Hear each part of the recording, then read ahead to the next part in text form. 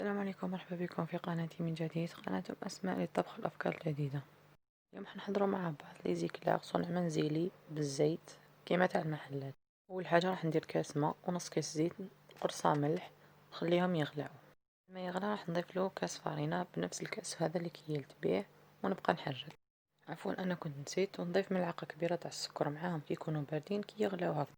نضيف عليهم الكاس تاع الفارينة تاعي ونبقى نحرك حتى تنشف لي العجينة تاعي. لاحظوا معايا بملعقة خشبية نضغط على العجينة ونحرك ونضغط ونحرك، يعني كأنه نفتحها ونعاود نجمعها باش تنشف لي من الماء هذاك باش تنجح لي.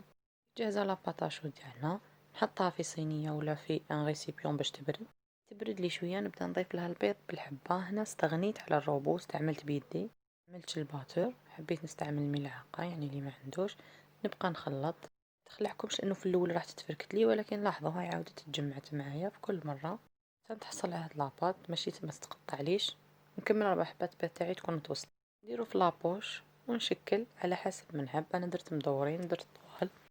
لاحظوا معايا انا هنا طيبت في لاكويزينيير على بها طابت لي هكا، بصح اللي عنده الفور يشعل من فوق لكم احسن، تشعل من فوق ومن تحت 150 درجة، تسخنيه من قبل.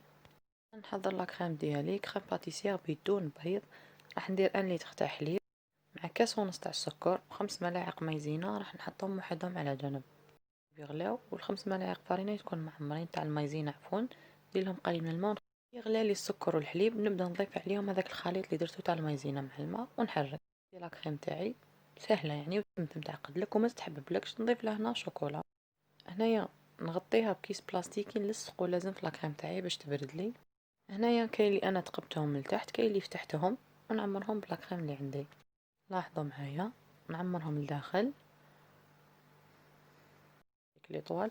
هنا التزيين اختياري، انا هنايا ما عنديش الكلاصاج معايا. ها ليك لي زيكلاغ تاعي واجده، درت فقط زيكزاك شوكولا. اللي يحب يزيد عليهم سكر كلاص، واللي يحب يدير الكلاصاج عندي نفس كميه لا كريم فريش هي نفس كميه الشوكولا ونذوبها. نخلي لا كريم فريش ديالي وندير داخلها الشوكولا تذوب وندير بها الكلاصاج من فوق. لاحظوا معايا صدقوني بزاف خفيفه وبنينه وتجي فارغه لداخل هشه. جربوا الوصفه وتنجح لكم.